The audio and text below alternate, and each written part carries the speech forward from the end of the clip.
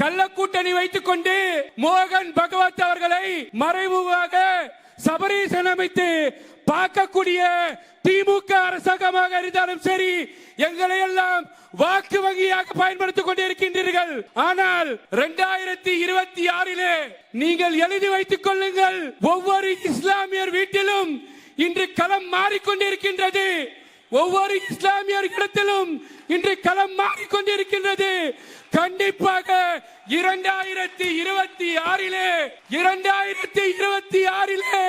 எங்கள் அண்ணா, எங்கள் விஜய், மரியாதைக்குரிய தமிழகத்தின் வெற்றி கழகத்தின் தலைவர் விஜய் அவர்கள் தான் முதலமைச்சராக வர வேண்டும் என்று நாங்கள் தீர்மானத்தை போட்டுவிட்டோம். குஜராத்திலே இப்போது பேசிக் கொண்டிருக்கின்றாரே பொம்மை அரசாங்கம் ஸ்டாலின் அவர்கள், மத்தியில் மோடி பூச்சாண்டி என்று ஏமாற்றிக் கொண்டிருக்கின்றாரே அந்த அயோக்கிய ஸ்டாலின் அரசாங்கம், அந்த அயோக்கிய ஸ்டாலின் கும்பல் குஜராத்திலே 2000 முஸ்லிம்களை கொன்று குவித்த போது, 2000 முஸ்லிம்களை கொன்று குவித்த போது, 1500 பெண்களை கொளுத்திய போது, 494 குழந்தைகளை எரித்த போது, இந்த மோடி அரசாங்கத்தை, இந்த குஜராத் அரசாங்கத்தை நல்லாட்சி நடக்குது என்று சொன்னது இந்த திமுக அரசாங்கம். 2026 திமுக ஆட்சி கலைந்து தமிழக வெற்றி கழகத்தின் ஆட்சி உருவாக போவது என்று உள்ளதை உள்ளபடி சொல்லும் உளவுத்துறை அதிகாரிகளுக்கும் நான் முதல் கண் நன்றியை தெரிவித்துக் கொள்கின்றேன்.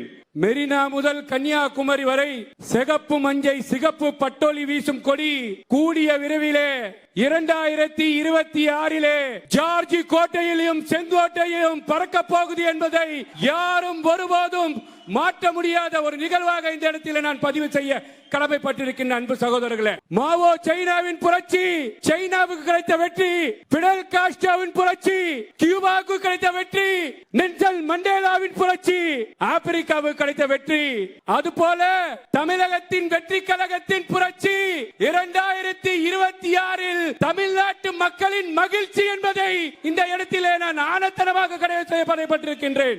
அன்பு சொந்தங்களே, இந்த தமிழக அரசியலிலே, தமிழக வரலாற்றிலே இஸ்லாமிய சொந்தங்களை மத்திய மாநில அரசாங்கம் பாசிச மோடி அரசாங்க இருந்தாலும் சரி, இங்கே இருக்கக்கூடிய கள்ள உருவ வைத்துக் கொண்டு, கள்ள கூட்டணி வைத்துக் கொண்டு மோகன் பகவத் அவர்களை மறைமுகமாக சபரீசன் அமைத்து பார்க்கக்கூடிய திமுக அரசாங்கமாக இருந்தாலும் சரி, எங்களை எல்லாம் வாக்கு வங்கியாக பயன்படுத்திக் கொண்டிருக்கின்றீர்கள். ஆனால் 2026 நீங்கள் எழுதி வைத்துக் கொள்ளுங்கள், ஒவ்வொரு இஸ்லாமியர் வீட்டிலும் இன்று களம் மாறிக்கொண்டிருக்கின்றது. ஒவ்வொரு இஸ்லாமியர் இடத்திலும் இன்று களம் மாறிக்கொண்டிருக்கின்றது.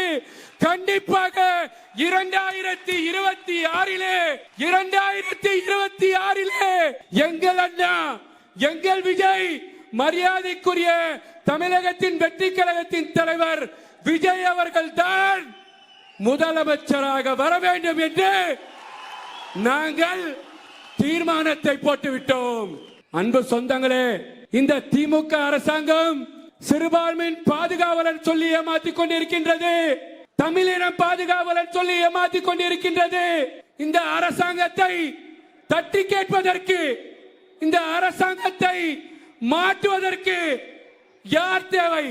இந்த அரசாங்கத்தை தட்டி கேட்பதற்கு, இந்த அரசாங்கத்தை மாற்றுவதற்கு இதோ களத்தில் நிற்கின்றார்கள் விஜய் அவர்களின் தம்பிமார்கள், அக்காமார்கள், தங்கைமார்கள்.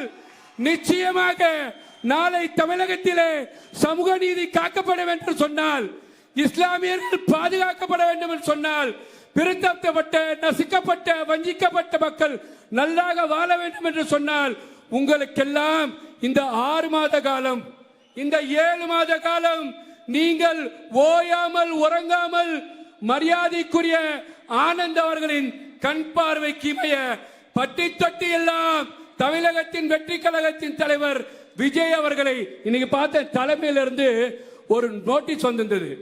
முதல்வர் வேட்பாளர் விஜய். எனக்கு ரொம்ப மன சங்கடம் ஆயிடுச்சு.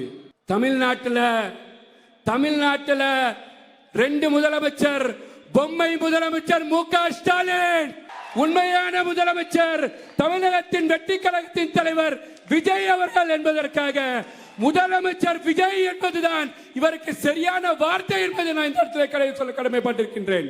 அன்பு சொந்தங்களே, இந்த இந்திய தேசத்திலே நாங்கள் வாழ்வது அச்சப்படக்கூடிய சூழ்நிலை வாழ்ந்து கொண்டிருக்கின்றோம். பாசிச பாஜக அரசாங்கம் எங்களை இந்த நாட்டை விட்டு அப்புறப்படுத்த வேண்டும், இந்த இந்திய தேசத்தை விட்டு அப்புறப்படுத்த வேண்டும். இவன் டவுட்ஃபுல் சிட்டிசன், இந்த நாட்டுக்கு சொந்தக்காரன் கிடையாது, இவர்கள் எல்லாம் வெளியில் போக வேண்டும் என்று சொன்னபோது தமிழகத்தின் வெற்றி கழகத்தின் தலைவர் மரியாதைக்குரிய விஜய் அவர்கள் யாரை பார்த்து, இந்த மண்ணில் மைந்தர்களை பார்த்தா, இந்த இஸ்லாமியர்களை பார்த்தா, இந்த அண்ணன்மார்களை பார்த்தா, இந்த தம்பிமார்களை பார்த்தா, நீங்கள் என்ஆர்சியையும் சிஆரையும் கொண்டு வந்தீர்கள் என்று சொன்னால் போடா போடா போடா, மத்தியில் மோடி ஆட்சி போடா என்று சொல்லி என்ஐஏ சிஐஏ கண்டித்து குரல் கொடுத்தவர் தமிழகத்தின் வெற்றி கழகத்தின் தலைவர் விஜய் அவர்கள். அருமை சொந்தங்களே, அருமை சகோதரர்களே, குஜராத்திலே இப்போது பேசிக் கொண்டிருக்கின்றாரே பொம்மை அரசாங்கம் ஸ்டாலின் அவர்கள், மத்தியில் மோடி பூச்சாண்டி பூச்சாண்டி என்று ஏமாற்றிக் கொண்டிருக்கின்றாரே, அந்த அயோக்கிய ஸ்டாலின் அரசாங்கம், அந்த அயோக்கிய ஸ்டாலின் கும்பல் குஜராத்திலே 2000 முஸ்லிம்களை கொன்று குவித்த போது 1500 பெண்களை கொளுத்திய போது 494 குழந்தைகளை எரித்த போது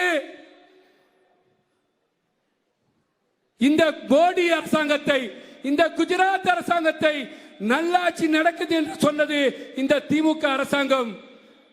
இப்போது அடுத்தடுத்தாக தலைவர்கள் பேச இருக்கின்றார்கள், நேரம் குறைவாக இருக்கின்றது. ஏற்கனவே அதிகாரிகள் எல்லாம் குடைச்சல் சொல்லி மாவட்ட செயலாளர் சொன்னார். அதிகாரி என்னதான் குடைச்சல் வைத்தாலும் ஆண்டவனே நம்ம பக்கம், மழை வராமல் இந்த கூட்டத்தை மிக சிறப்பாக நடத்தி கொண்டிருக்கின்றது.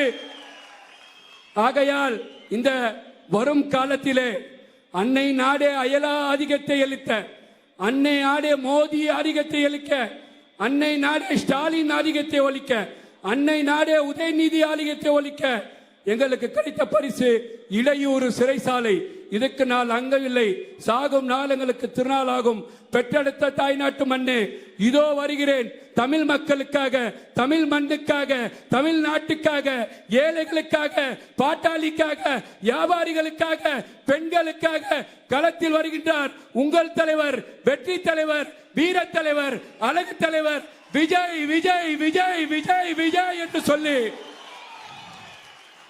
வாழ்க தமிழ், வளர்க தமிழ், ஜெய்ஹிந்த் என்று சொல்லி நன்றி பாராட்டி அத்தனை நல்லவர்களுக்கும் விடைபெறுகின்றேன்.